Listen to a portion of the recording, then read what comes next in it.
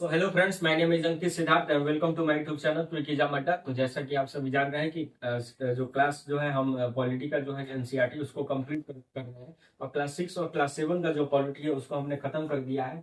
और चैनल का नाम है ट्विकीजा मड्डा, जिसको आप सब्सक्राइब जरूर कर लीजिएगा। जैसा कि मैंने शुरू में आपको बताया अपना नाम, और मेरा नाम जो है वो अंकित सिद्धार्थ है। ठीक है, तो बिना देरी किए हुए मैं चाहता हूँ कि चैप्टर पे जल्दी पहुंचूं। इंट्रोडक्शन होते रहेगा बीच बीच में भी। ठीक है, तो चैप्टर 2 जो है वह क्या है, आइए हम देखते हैं। अंडरस्टैंडिंग सेकुलरिज्म यानी कि धर्म निरपेक्षता की समझ। चैप्टर 1 जो है हमने कर लिया है। प्लेलिस्ट में आपको मिल जाएगा, वहां पर आप जाकर वो जाकर देख सकते हैं। ठीक है, आइए। तो सेकुलरिज्म का अर्थ है धर्म, यानी कि धर्म को जो है राज्य से अलग रखना, इसको जो हम कहेंगे। ठीक है, सेकुलरिज्म का अर्थ क्या होता है, तो सीधा अर्थ यह समझे कि धर्म को जो है राज्य से जो है वो अलग रखना। ठीक है, और भारतीय संविधान में यह बहुत ही महत्वपूर्ण सिद्धांत जो है वह होता है। आइए देखते हैं धर्मनिरपेक्षता जो है वह क्या है।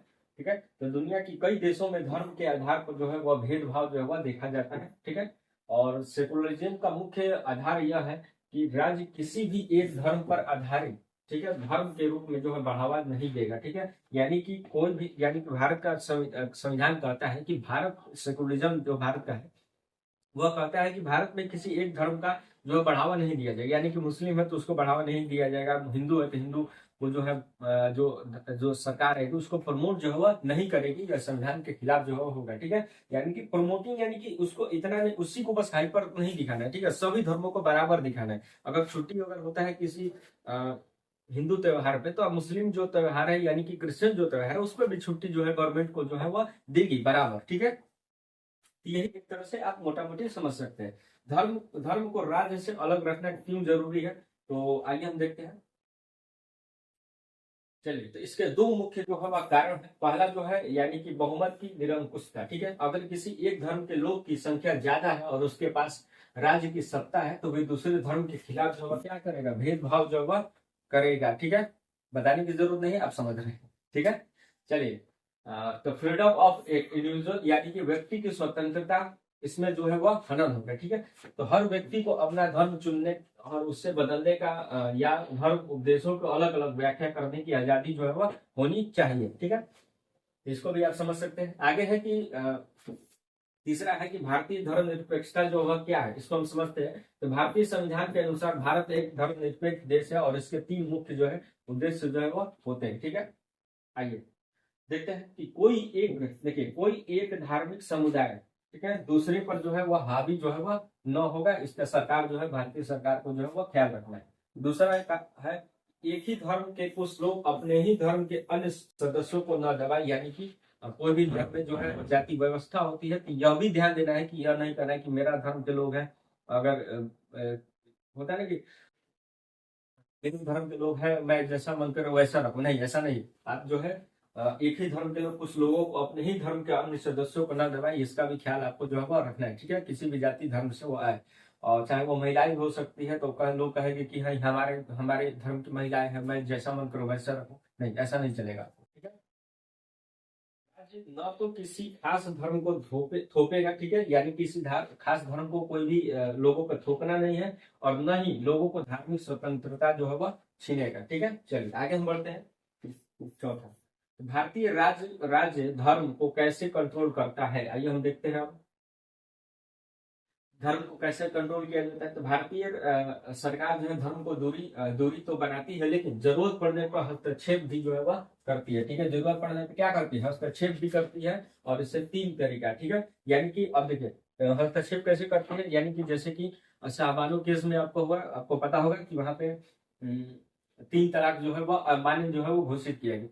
सॉरी, 3 तलाक जो है उसको जो है, हाँ, 3 तलाक जो है अब जाकर जो है उसको हटा दिया गया। 3 तलाक जो सिस्टम है उसको बैन कर दिया गया, यानी कि महिलाओं को अधिकार में वो सिस्टम नहीं था।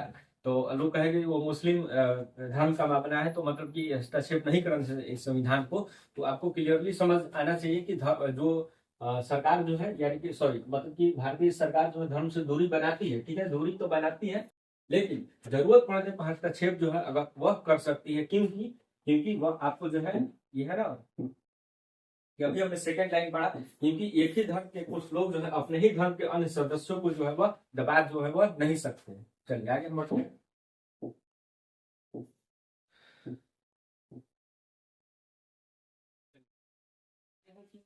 स्ट्रेटजी ऑफ यानी कि दूरी बनाना, ठीक है, डिस्टेंसिंग, ठीक है।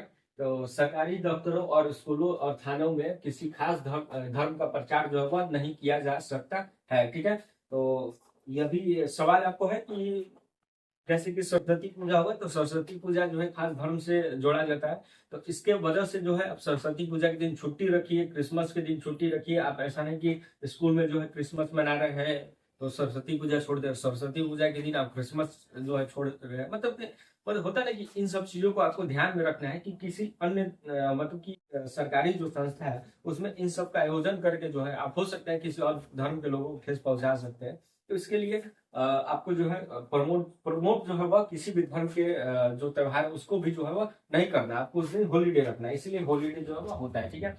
राष्ट्रीय जो पर्व होता है, जैसे कि राष्ट्रीय पर्व आपको 26 जनवरी, 15 अगस्त हुआ, संविधान दिवस हुआ, इन सब के दिन जो है आप बना सकते हैं, ठीक है। चलिए, इसके बाद क्या है, ये क्या है, हस्तक्षेप, ठीक है। सरकार कुछ धर्मों को, भावनाओं को रखने के लिए सम्मान करने के लिए जो है वह छूट जो है वह देती है, ठीक है। चलिए, यह भी ध्यान आपको रखना है, ठीक। आगे है एग्जाम्पल, सिखों को हेलमेट पहनने से छूट दी गई है, ठीक है। अब जैसे कि सिख हुए, सिखों को हेलमेट न पहनने से पहनने से छूट दी गई है, क्योंकि उनके सिर के ऊपर जो है पगड़ी जो है वह पहनना अनिवार्य है, ठीक है। इसलिए वो जो है हेलमेट ना पहने तो कोई उनका बात नहीं, वो पगड़ी जो है वह पहनते हैं अपने सिर पर।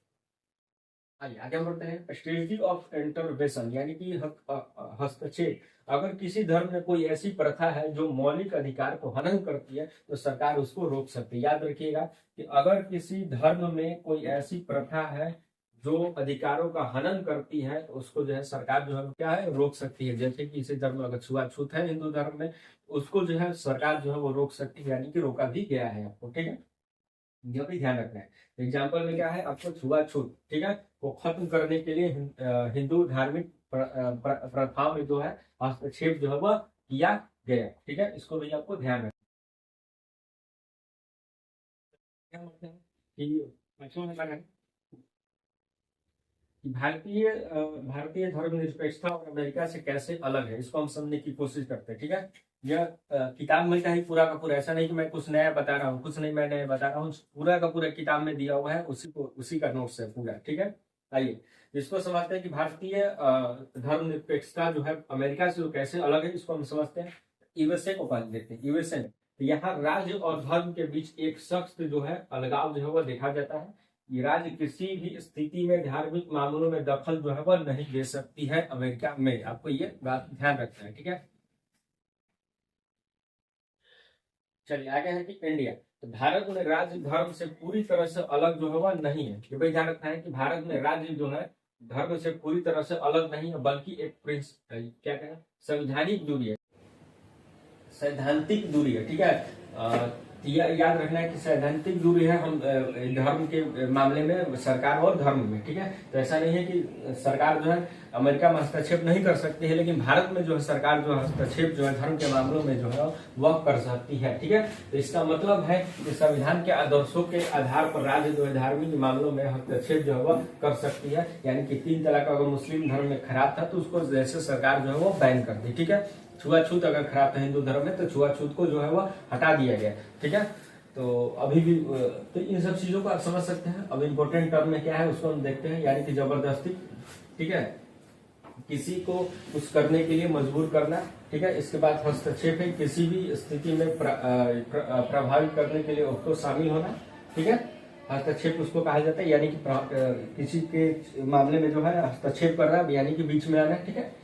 व्याख्या करने के लिए स्वतंत्रता, यानी कि अपने धर्म को अपने तरीके से समझने की आजादी जो है हर कोई को जो है वो है, ठीक है। यानी कि कोई भी धर्म में अगर लगता है कि होता है ना कि अपने अपने फिलोसफी जो देते हैं हर धर्म में, तो उसका भी आपको आजादी है कि अपने तरीके से धर्म का जो व्याख्या जो है आप कर सकते हैं, ये आपकी आजादी है, क्योंकि ये आपका जो है वह धर्म, ऐसा नहीं कोई एक इंसान जो है वह कहे कि ऐसा ही होना चाहिए धर्म में, ऐसा नहीं है, ठीक है। इसको हम समझ सकते हैं।